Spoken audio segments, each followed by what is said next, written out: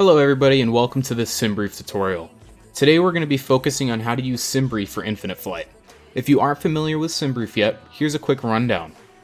SimBrief is a complex but not overly complicated website that allows simulator pilots to create routes, airframes, which are aircraft, and more for use in simulators like X-Plane, Microsoft Flight Simulator, and even Infinite Flight. There's a tutorial video on the SimBrief website which explains all of the features and how to use them, which I will link below. But for today, I'm only going to focus on the parts of the website that apply to infinite flight. It's also worth mentioning that there is a website called fpltoif.com, which I will also link below, that greatly simplifies the process of making a flight plan and bypassing all the technical stuff like load sheets. Here we are on the homepage of simbrief.com. The first thing you want to do is go to the top tabs and hold the mouse over Register. Here you will see another tab drop down called Create an Account. Click on Create an Account. A small message will pop up. After you're done reading, click Register Now. After clicking Register Now, you will be brought to this page to create your account. Fill in all applicable information and then click Register. You will need to verify your email address by following the instructions in the email SimBrief sends you. After verifying your account, you have successfully created an account and can now use SimBrief. After creating your account, navigate to the top right of the page where the Login button is. Click on Login. Enter your account information, which I already have populated. You can also hit Keep Me Logged In if you don't want to log in every time. And then click Login. I was not, but you will be brought back to this homepage if you have not logged in before. You should see your account name up here at the top right. From here, it's time to start with the fun stuff. Navigate to the Dispatch tab and click on Account Settings. If you have a paid Navigraph account, go ahead and click on the most recent AIRAC from the list of cycles down here, and follow the steps to unlock it. If you don't have a paid Navigraph account, don't worry, it's not required. Now, let's go back to the Dispatch tab and click on Saved Airframes. Here's where all of your saved aircraft configurations will be. You can use SimBrief's inbuilt aircraft, but most of them are not accurately modeled to how they are in infinite flight. It's best to do this manually. From here, you can click on New Airframe, select which aircraft you want, click Proceed, and then fill in all the information that it provides accurately to you. For example, I would figure out what the 777-200ER is, so we can go B777 to, there it is, 200ER, we'll click Proceed. And then we could go down. I would figure out what the open empty weight is, which is how heavy the aircraft is with absolutely no cargo, passengers, or fuel. The maximum takeoff weight. The maximum landing weight. And the max fuel capacity. You can also change the passenger weight, but I usually leave this alone. I recommend keeping the cost index on auto, and the fuel factor and cruise level offset on P00 and P0000 respectively, which is these down here. After you configure your airframe, scroll to the bottom and click Save Aircraft, which is right down here. Now your aircraft is ready to use in a flight plan. Speaking of flight plans, let's make one. Navigate back to the Dispatch tab and click on Dispatch System. From there, click on New Flight. Don't get worried. This looks like a lot of stuff to fill in, but I'm sure you can do it. Let's figure out the flight plan. Today, we're going to be going from Los Angeles International to Dallas-Fort Worth International in an American Airlines Boeing 777-200ER. Let's fill in our information. For airline, you can leave it blank, but in this case, I'll put AAL for American Airlines. My infinite flight call sign is Alpha Whiskey Alpha Foxtrot Lima, so I'll input that here. Then we'll input Los Angeles, which is KLAX, and Dallas-Fort Worth, which is KDFW, into the depart and arrive boxes. The system will automatically calculate an alternate airport just in case. You can also check the current METAR and terminal aerodrome forecast by clicking on the little rain clouds next to the ICAO codes. Here, here, and here. Input the desired date and time of departure, and then move down to the aircraft type box. If you made an airframe previously, you can select it at the top here. Here's our airframe that we're going to use. Don't worry about Open Aircraft Editor. Now, let's move to the right-hand tab named Selections. I recommend keeping OFP layout on Lido, but you can always change this if you want the generated flight briefing to be realistic to the airline. I use kilograms, even though I'm in America. Leave contingency fuel and reserve fuel on auto. Select any tabs you would like below, and change your flight map preference if you want. Now let's move into the advanced aircraft options. You can change your climb profile, cruise profile, descent profile, fuel factor, registration, fin number, SELCAL code, which is not modeled in Infinite Flight, and ATC call sign here. You can see it's kind of funny. We were American Airlines Alpha Whiskey Alpha Foxtrot Lima. After you're done after you're done editing the advanced aircraft options, move down to the optional entries tab. Here, we can change some information about our departure and arrival airports, passengers, cargo, extra fuel, and you can put your name in if you want. We'll depart off runway 25 right at approximately 2105 Zulu, which will change here.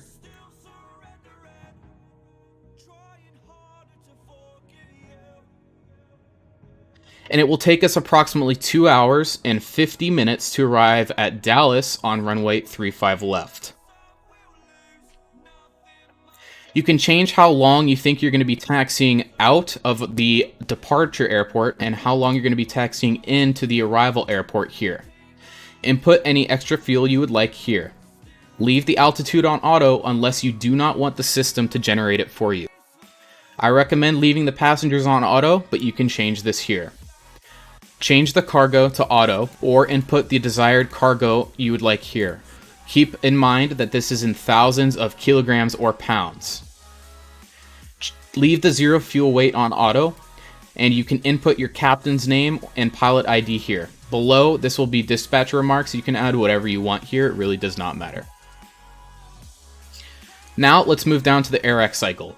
You can change this if you wish. For example, if you have unlocked a newer AirX cycle, which I have. So we're going to change this to 2004 because I don't have the latest one. So now we have 2004 selected, but you can also leave it at 1903 if you do not have another one unlocked. It's okay. Now let's move down to the route tab. Here you will find the generated route and other suggested routes on the right. This line includes the SID. If applicable, it will be the first word, and stars. If applicable, it will be the last word.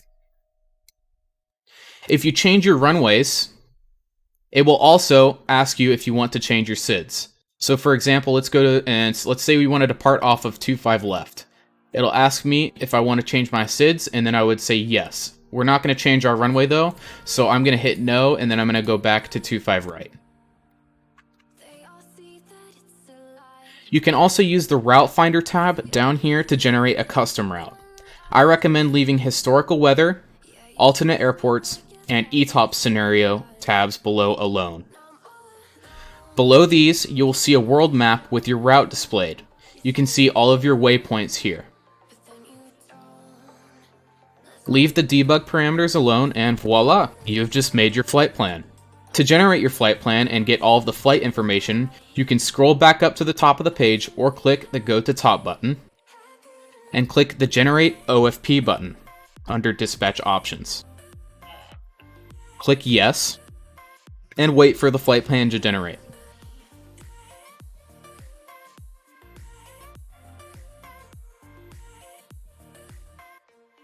Awesome. Once the flight plan generates, you will be brought to this page. Scroll down to the Summary tab. Here, you can see what airline you're flying, what flight number you are, which aircraft you picked, your departure, arrival, and alternate airports along with your call sign, your cruising level, the date of departure and time of departure, your estimated time en route, which is going to be how long you're going to be spending in the air from wheels up to wheels down, your block time, which is how much time you're going to spend from the moment you push back to the moment you set the parking brake at the arrival airport, your block fuel, which is how much fuel total you're going to be bringing, your extra fuel, if you have any, your zero fuel weight, which is how much your plane is going to weigh with all of the passengers and cargo aboard, but no fuel aboard, and your takeoff weight. If you don't know for some reason how much fuel you need to bring, use your takeoff weight and subtract the zero fuel weight from this number. That will give you your block fuel. But your block fuel is right here, so you should not need to do that. Down here, we have the Routing tab. We'll be using the dots to departure with a scenery transition. I believe that's how you say that. From there, we will go direct to Bravo Lima Hotel VOR. Then we'll go to Juliet 169, Tango Foxtrot Delta, Juliet 50, Sierra Sierra Oscar, Juliet 4, India November Kilo, and then direct Geeky via the BOOV 4 star or arrival. We don't have any dispatcher remarks. Here's our current AirAC cycle, or the one that we selected. Lido is the format that this big page down here is going to be in. If you had selected American Airlines, for example, it would look different. It would look how American Airlines actually prints out their briefings. You have here whatever units you're going to be using. In this case, it's kilograms. You can leave, we have a navlog, we have ETOPS. Basically what ETOPS is a scenario in which you have an emergency and you're 100 nautical miles away from the nearest suitable airport. If you're not ETOPS certified, it will change your flight plan so that you're always going to be within 100 nautical miles of a suitable airport to land at. NOTAMs here, it's going to be, there's airport NOTAMs and there's also FIR NOTAMs. So whatever centers you're going to be passing through and whatever airports you're going to be at, there's NOTAMs. In Infinite Flight, you might not need to worry about that because there might not be a NOTAM at whatever airport you're arriving at, and whatever airport you're departing from. There also is probably not going to be a NOTAM through your flight route. So you probably don't need to worry about that. And then if you selected a fuel factor by chance, it would be right here. Right below that, we have the map. This is going to show your route again. And then you can also see here, we have a route to our alternate airport.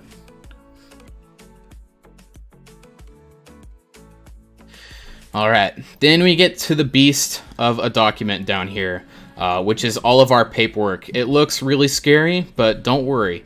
Really, all we need to focus on is down here at the weights section.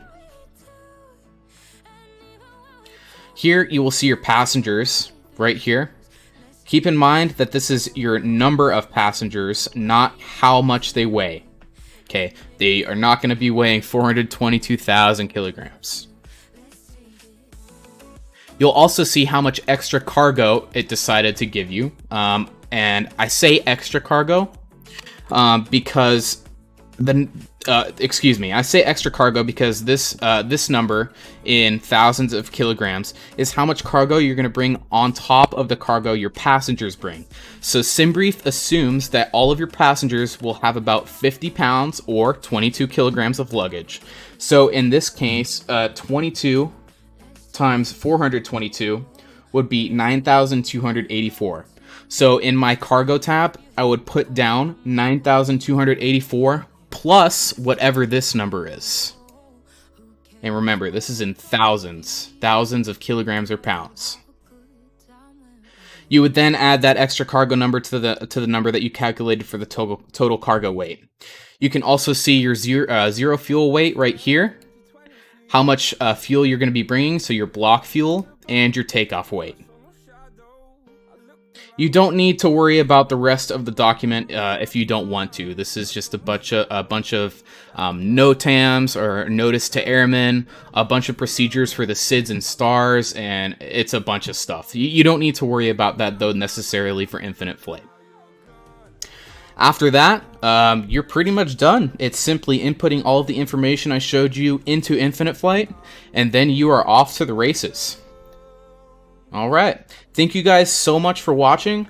This is my first tutorial, and I really just wanted to explain the SimBrief process for infinite flight as quickly and as easily as possible, in a way that someone who isn't familiar with any of this could understand. So please leave a comment below if this helped you, and enjoy the rest of your day. I'll see you guys in the skies.